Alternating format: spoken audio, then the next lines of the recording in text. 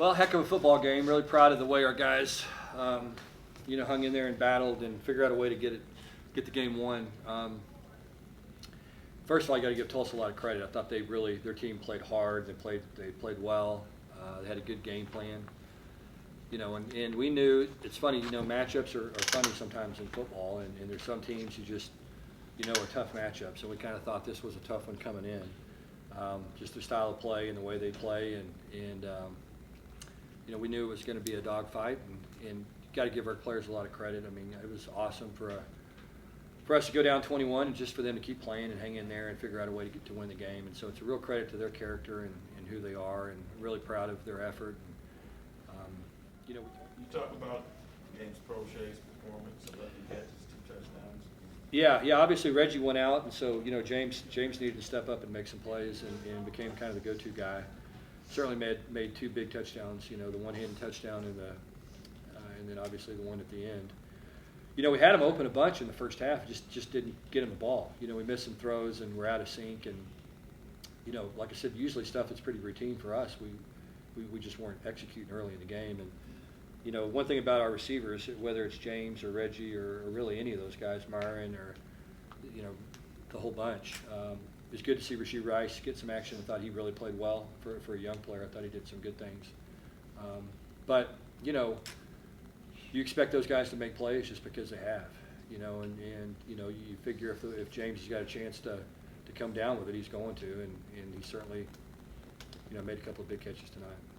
Thought he performed well, and I think I'm really happy for James just because he did the same thing. I mean, he was good on the sideline. He never got down.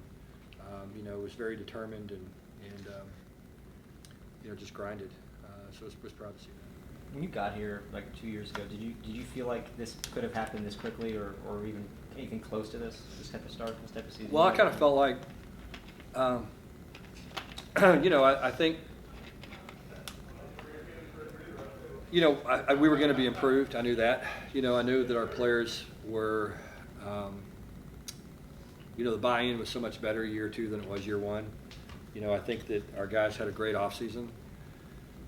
And, the offseason is really critical to how they play now and how they perform now. And so I thought we had a great offseason. We added some players that I thought were important to add, via transfers or walk-ons or high school players or whatever, and just added some guys to our roster that, that filled in some pretty critical spots for us and gave us some depth.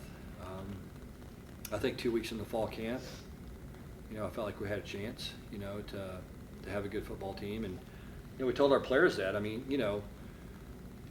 when you're around these guys all the time, I mean, you go to practice every day and you watch, and, you go, well, we know we're starting to look good here, and this starts to look pretty good. And if we can get this to come on and improve, then, then we're going to have a chance to do this or do that. And, just guy after guy after guy in critical situations has stepped up for us, that needed to step up. When you turned 3 first-half takeaways into only 9 halftime points, was there a point when you thought this is getting away? Oh, I mean, when it was 30-9, we didn't have it a lot. We had no momentum at all, and you can feel the momentum at that time. And then, we pieced the drive together, and it was tough. I mean, I think we converted 6 or 7 fourth downs.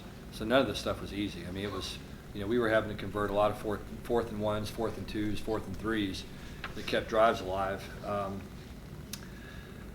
And you can feel the momentum start to shift a little bit on the sideline. And I thought we put that drive together, cut it to 14, and then held them, and then scored again, cut it to 7, and then figured out a way to score at the end. You could see the momentum starting to shift, and you could feel it on the sidelines.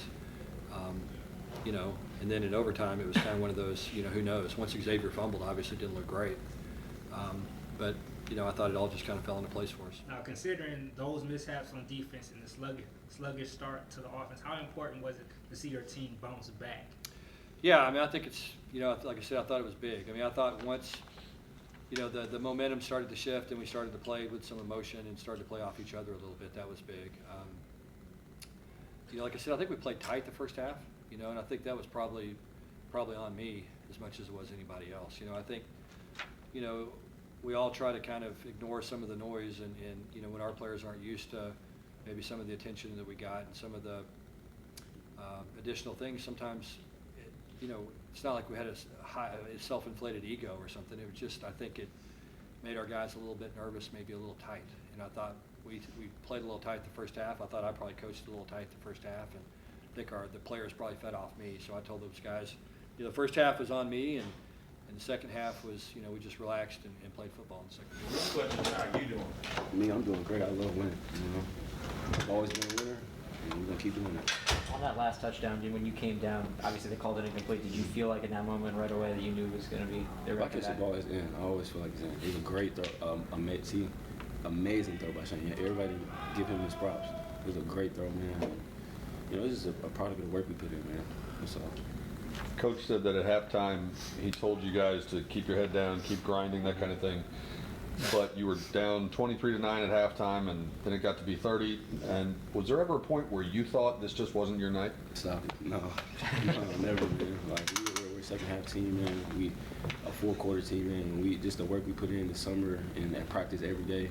Like, man, I'm so proud of this team, man. Like, there was no doubt. Come on, no, never. The one-handed catches are becoming normal. Not, everybody's. Hold on, you know that. I know this. Yeah, I know this. But I want to ask you, just for those who don't know, just talk about what you do to work on those, because you make them look very easy. That is not an easy play to make. So Kobe, I think he fractured his hand or something like that, and he had to play with his left. You know what I'm saying? He had no weaknesses in his game, and that's my favorite athlete of all time, and I want to take that mentality when I work on my game. Now, a few years ago, there was a nickname for your receiver group, the Militia, that was established. How important is to keep that tradition going while you're here and leave a legacy for future receivers at SMU? Man, I'll be honest, we have to retire that name.